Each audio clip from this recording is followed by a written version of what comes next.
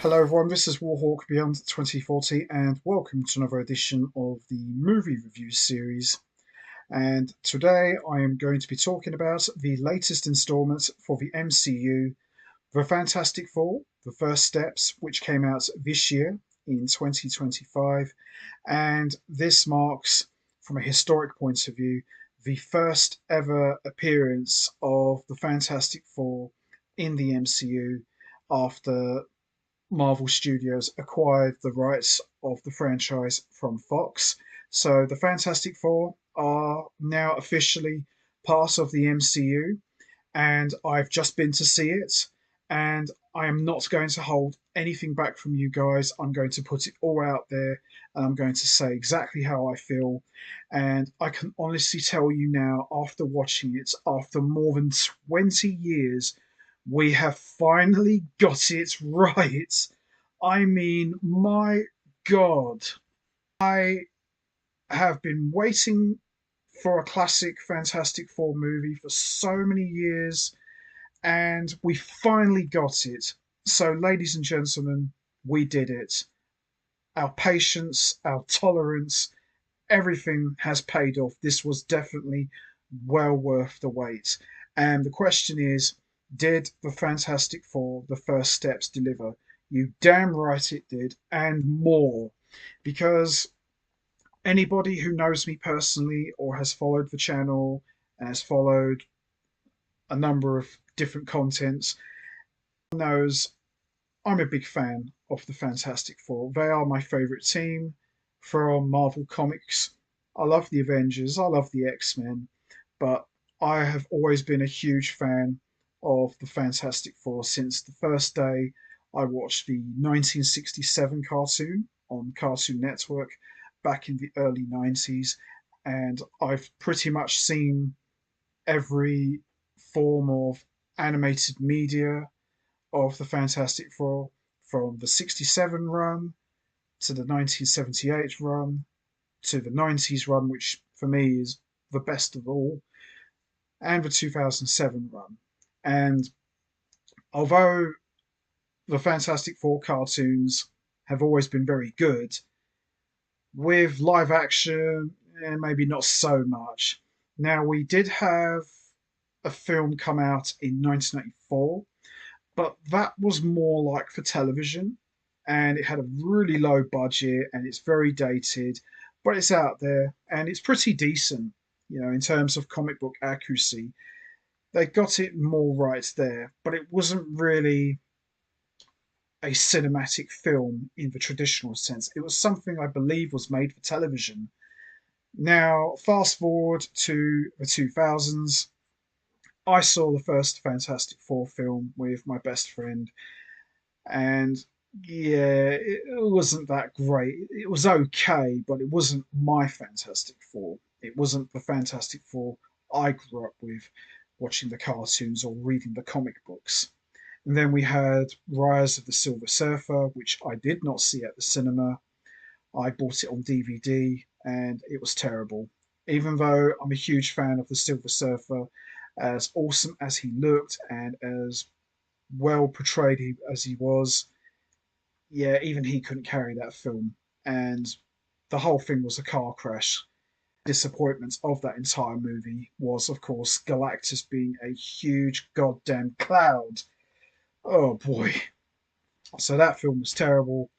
The 2015 movie I skipped because I'm sorry, but I'm not willing to sit through that. I know a friend of mine saw the movie and he pretty much, as good as said, that's about 2.5 hours of my life I'm never getting back. I never ever want to see that film again. So that just disappointed me even more. And deep down, I just started to think, what would the Fantastic Four be like if the MCU got their hands on it? I mean, it can't be any worse than what we've seen already. But, after what the MCU have done with the Avengers, Guardians of the Galaxy, all these different teams that we have seen, it really gave me confidence that if the MCU did their own Fantastic Four film, I know it will be good, because if you look at the MCU's track record in the past, 9 times out of 10, they do get the job done. Yeah, I know in recent years the MCU has kind of taken a bit of a nosedive, but there is still some good stuff. It just more or less depends on what you want to see. So when they officially announced that the Fantastic Four are going to be getting their own movie in the MCU, I thought to myself, okay, it's now or never. We have to get this right now, people. We have to. We really, really do. Because if this doesn't work, then I would probably consider the Fantastic Four to be one of those franchises that no one can get right. Now, in terms of the cast, I thought the cast was pretty good, a pretty solid cast. So we have Pedro Pascal as Mr. Fantastic slash Reed Richards. Now, my original choice was Aidan Gillen from Game of Thrones. I did a video years ago about who my dream cast would be for an MCU Fantastic Four movie, and Aidan Gillen was my first choice to play Reed Richards because he looks kind of like him, the grey sides. He had that scientific look to him, but unfortunately that didn't happen. Now, Pedro Pascal is a great lead man. He's a really good actor. He's been in a lot of films, especially recently. And I was a little bit skeptical. I thought to myself, well, he's a good actor, but he doesn't look like the classic Reed Richards. Thankfully, I was proven wrong. He turned out to be a very good choice. He done an amazing job capturing the big brain aspects of Mr. Fantastic, the scientific aspects, everything about him. You really truly believe that this guy is one of the smartest minds in the universe. He really came across as very intelligent, and he really excelled in the leadership role. You truly believe when you look at this guy, this is the leader of the Fantastic Four because he's the smartest. And what I liked about his portrayal of Reed Richards was he had doubts about himself. He was very smart, but he didn't always have the answers. He was always frustrated about, will this work? Can I make this work? Because, some depictions of Reed Richards, especially in animation, he comes across, even though he's very smart, he does come across as a bit of a big head. Some of the big words he uses, and although you respect the man's intelligence, you sometimes feel like you want to strangle him because it can come across as very overbearing. But with Pedro Pascal's Reed Richards, you saw his frustration, you wanted him to do well, you wanted to believe in him, and you trust him, which is what you want with a scientist. And he came across as a very smart guy, and that's what I want to see from Reed Richards. Now, Vanessa Kirby, who played Sue Storm, she was awesome. She was one of the highlights of this movie. And even though my original choice was Alice Eve, I thought Vanessa Kirby really captured the warmth and love of Sue Storm. And just like in all Fantastic Four media, she really is the mum figure of the group. She wants what's best for everyone. She will protect her family no matter what. And she looked incredible. She looked like Sue Storm. She felt like Sue Storm. Everything about her was, no pun intended, fantastic. I thought she was one of the highlights of this movie because in most Fantastic Four media outside of the comics and maybe the cartoons to a point, I've always felt that Sue Storm in the movies really got the raw end of the stick. She was always done very dirty. She never came across as the mum figure that we all know and love. No disrespect to Jessica Alba, she's a decent actress and very attractive. I felt in those movies she was just there for eye candy. And don't get me wrong, anybody who's read the comics will know that Sue Storm is a very attractive lady, but there is so much more to her than just being a pretty face. She is one of the most powerful beings in the Marvel universe, and we never really got to see that previously in the movies until now. And she was definitely someone you didn't want to cross. And her attitude was, you come near me or any member of my family, you're mine. And whoa, definitely not someone to mess with. Now, Joseph Quinn was cast as Johnny Storm slash the Human Torch. He was phenomenal. I loved the Human Torch, and even though in most versions he's always portrayed as the cocky kid brother who never took anything seriously, but we as Fantastic Four fans know that Johnny Storm is so much more than just a goofball. I've always said for years he is the Wally West of the group. He is a fun, cocky guy. He loves to pull pranks and have a laugh, but when push comes to shove, he is an invaluable team player. He will be the first at the call of duty to step up for his family and do whatever it takes to protect them at all costs. And he was one of the highlights of this movie. And I really liked seeing him trying to be smart and trying to figure out how to protect baby Franklin.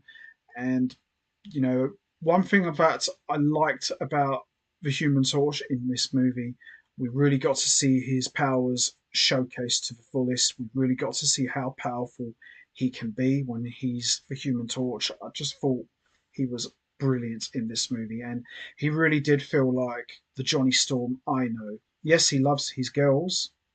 He loves attractive ladies. He loves having a good time, but he's still got that serious aspect to him that, okay, I want to have fun, but the world's in danger. Let's get that out of the way first. What do you need? I loved it. I thought he was one of the highlights of this movie. And Ebon Moss Bachrach, who played Ben Grimm slash The Thing, he was brilliant. I have to give 10 out of 10 for the comic book accuracy of The Thing. He looked incredible. He looked exactly like The Thing from the comics and the cartoons. It was like they just took Thing from animation and brought him into live action. He looked incredible. He looked amazing. Now, The Thing in this movie, he did have a big part, but maybe not as big as the others. But when we did see him, we got to see his strength on full display, and he was definitely one of the guys who keeps everyone in line, almost like that big brother slash friendly uncle. He's a monster, but he's a friendly monster. When you look at him, you think, oh, I don't like this guy. But then as you get to know him, he's got a big heart of gold. He's almost like a big teddy bear. And I thought he came across really well. And I loved seeing the Thing walking around the streets in Yancey Street in his classic raincoat and hat. And I just thought, wow, that is classic Thing. Just seeing him being a citizen but hiding in plain sight in his raincoat and hat, and seeing him at home in a shirt and tie having coffee with everyone else. I just thought this is like watching the cartoons or reading the comics. The Thing not just sitting there like a monster, but as a normal guy, even though he looks the way he does. I thought Ebon did a great job, and he's definitely someone you want on your team. He's definitely that guy. He'll have your back no matter what, and he'll do whatever it takes to protect his friends and family. And I thought him and Joseph Quinn as Johnny Storm and Ben Grimm, they had that really cool brotherly sibling dynamic to them. They're constantly playing pranks on each other, but they still love each other like brothers. And I just thought that was absolutely beautiful. And the four of them together as the Fantastic Four, they really did feel like a family. They didn't just feel like a bunch of strangers who don't know each other. You believed these guys, when you look at them, that they feel like a family, they look like a family, and they come across that so well. So I thought all four were very well cast, and all four played their roles superbly, and they have really great on-screen chemistry. So 10 out of 10 for casting for all four of them. I thought they really came across very well and did an exceptional job. And they really did feel like the Fantastic Four that I know from the comics and the cartoons. Now, when they announced that we were going to see Galactus and the Silver Surfer in the MCU, I was really excited, but at the same time, a little bit skeptical because I thought to myself, okay, I love those two characters very much, especially the Silver Surfer, but the geek in me felt that it was a bit too early to bring such big characters like that in the Fantastic Four's first outing in the MCU. I personally felt that maybe they should have been saved for maybe the third movie or a fourth movie, perhaps, because there's still a lot of other things to get to before we get to that point. Because, as we all know, one of the big story arcs in the comic books was the Galactus trilogy, which saw the debut of the Silver Surfer and Galactus.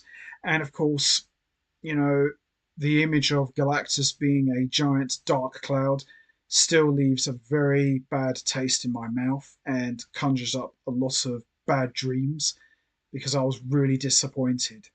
Now, when I heard that the Silver Surfer was going to be a female and Julia Garner was going to play her, now some people said, oh my god, why have they done this to the Silver Surfer? They've made him a female.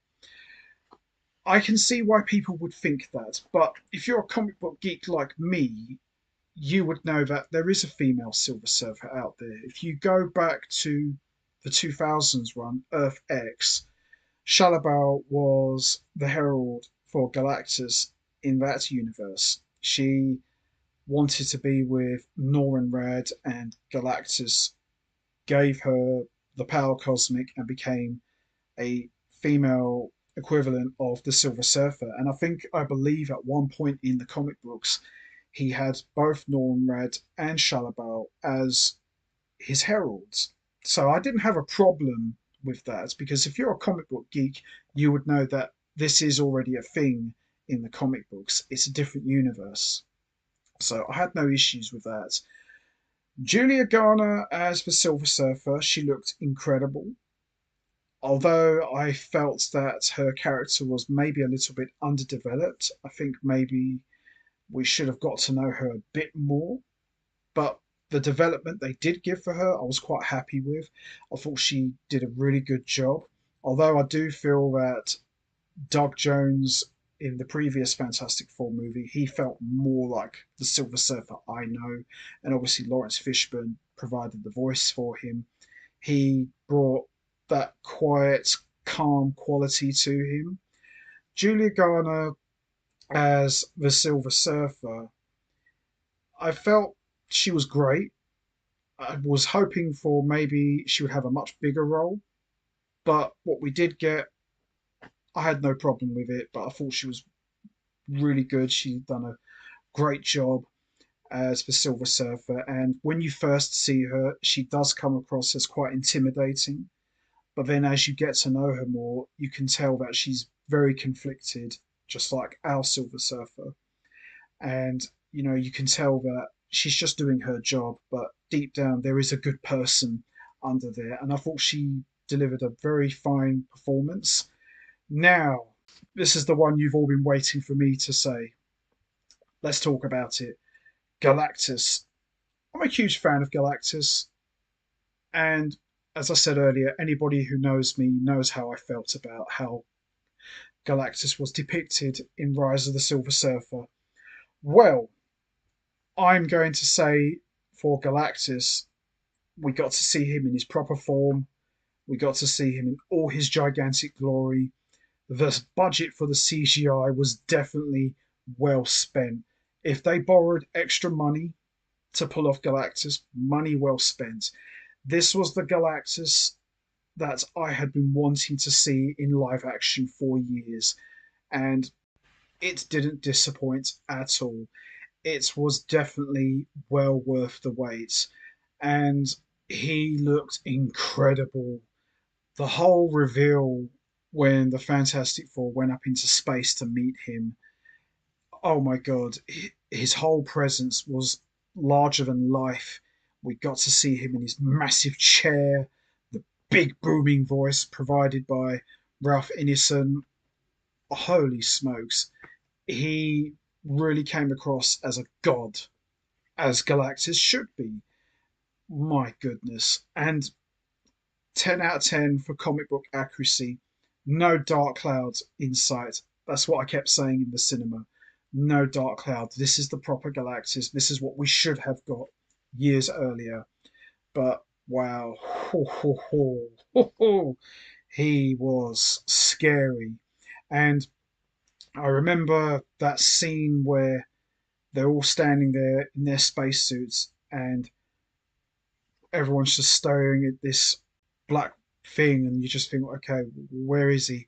And then the eyes light up, and I just sat there thinking, oh my god, here he is. And you see the big reveal.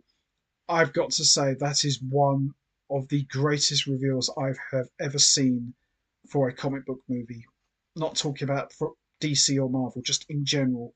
That was one of the most impressive reveals I have ever seen. If there was a way I could rate it 11 out of 10, I would, because my God, wow.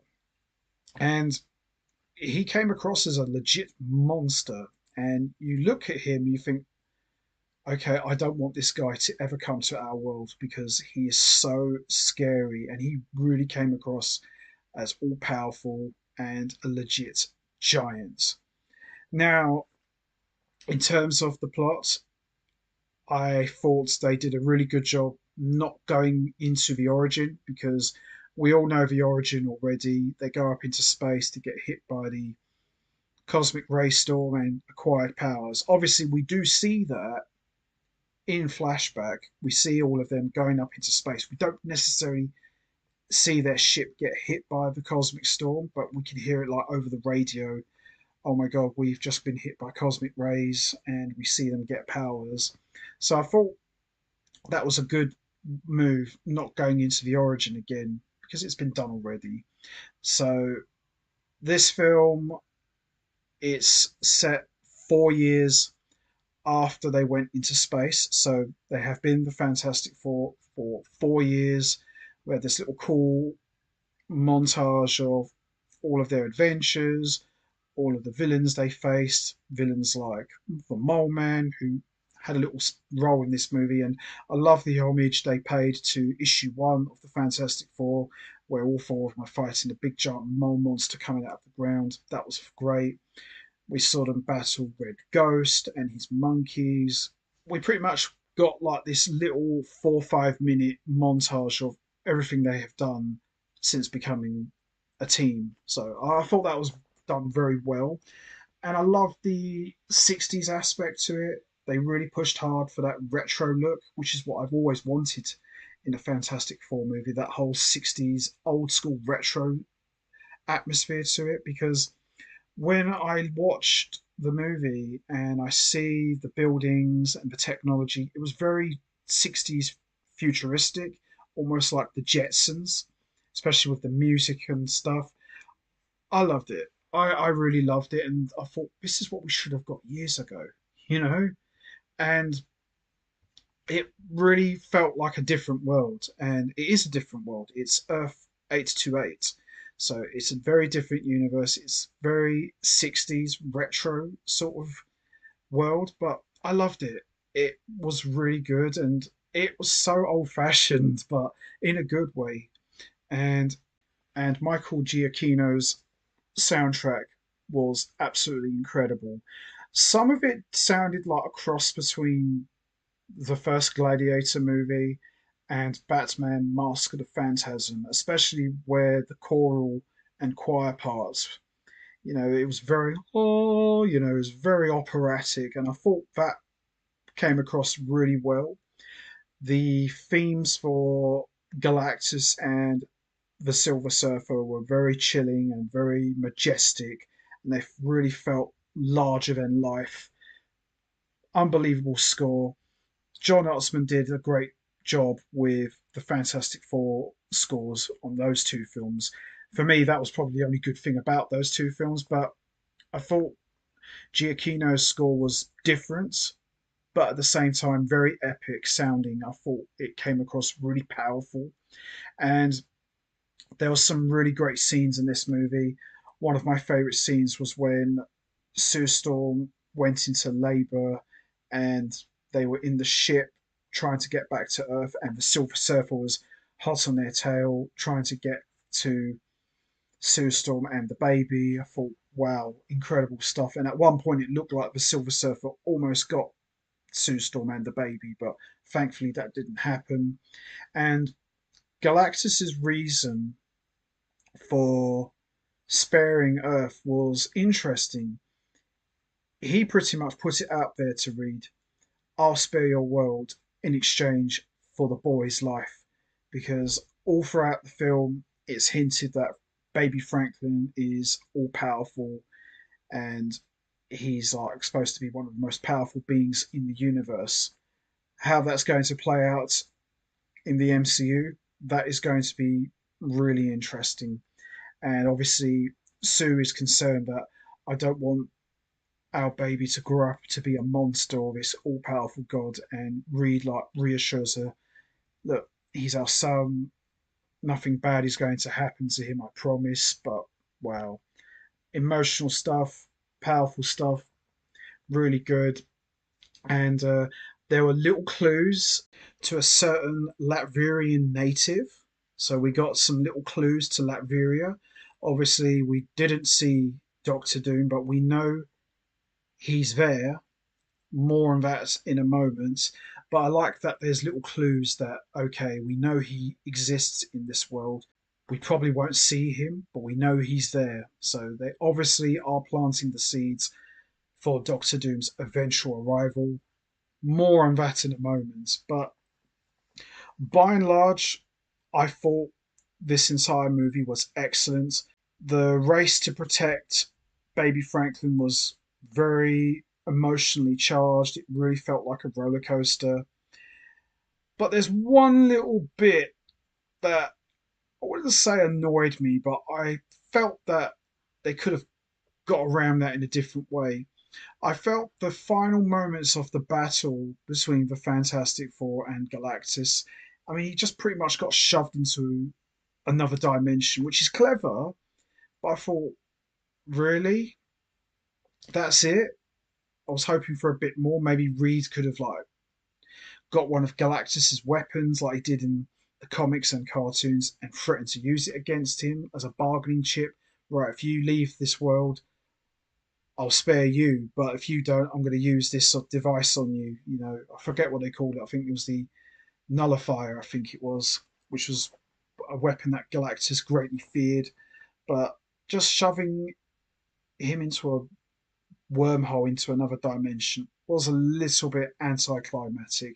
Of course, it took the Silver Surfer to do that, but we never saw her again after that. And even after Sue used all of her powers and she essentially died, I thought maybe the Silver Surfer would have come back and maybe revived her, just like he did in Rise of the Silver Surfer or something like that. But we never saw her again after that. So I was a little bit disappointed about the final battle. But the rest of it was absolutely fine. We got name mentions of other villains like the Puppet Master and Diablo, just to name a few. So they're out there, they do exist. Whether or not we'll see them, time will tell. But I thought overall, apart from the way the battle ended, I thought everything about the film was excellent. And the post credit scene, we have to talk about this. So the post credit scene, we see at the end, this is now set another 4 years after the battle with Galactus. Sue's reading a book to her son. So by this point, Franklin is 4 years old, and she goes to grab another book, and then she comes back to the living room, and there he is, Doctor Doom, with baby Franklin holding his mask. We don't see Doctor Doom, but obviously you can tell by the long dark green robe that it is him, and that's how it ends. And obviously we get the little montage at the end saying the Fantastic Four will return in Avengers Doomsday. So obviously this is going to lead to that, and we know that Robert Downey Jr. is going to be playing Doctor Doom. So that really got me excited. I thought, oh my god, because we already seen hints of Latveria throughout the film, but I never thought we'd actually get a Doctor Doom appearance. But we did, and it was great. And the second post-credit scene was nothing spectacular. It was just the 60s cartoon of the Fantastic Four, but done in the MCU style. That was cool. And having Herbie the robot there was fun, really gave it that retro feel even more. And everything about it, as I said, I was really happy with this movie. Maybe could have done with being a little bit longer, maybe 10 more minutes longer, but I thought the way the film was paced was very well done and very well executed. And I'm super happy with the way everything turned out. And as I said at the beginning, after more than 20 years, we finally got it right. And at last, we can finally say the Fantastic Four have got a good film under their belts, because this film was good. And everybody I've spoken to, even some people who are not fans of the Fantastic Four, they really liked it. And everyone said to me, go and see it. You won't be disappointed. It's everything you want in a Fantastic Four movie. If you're a fan, you're going to love this. And I came out of this with a big smile on my face, and I thought, I'm so happy. At long last, we can forget all about that other stuff. This is what it's about now going forward. The Fantastic Four are now part of the MCU. They've got one film under their belt, and what a first start. What a great start. Unbelievable. What a film. Great story, great ride. I loved every second of it. No dull moments. Now, in terms of my rating, I'm giving this 9 out of 10. This was a very enjoyable film. Did I enjoy this more than Superman? I would say probably maybe a little bit more, because I think with Superman, although it was a great film, there was nothing about it that I hadn't seen before, apart from maybe Crypto was the only new thing, and probably Ultraman to a point. But with Superman, it was just more a case of, oh, we've seen this sort of thing before. Now, with the Fantastic Four, the first steps, it kind of was what we've seen before, but it was different. And they took it in a different direction. And for the most part, it worked very well. The 60s retro atmosphere, Galactus in all his demonic, evil, godlike glory, a female Silver Surfer. So it was some differences, but I would probably say I enjoyed the Fantastic Four, maybe just a little bit more. But there isn't a lot in it. But this was a great movie, and people have said, "Oh, Marvel's back."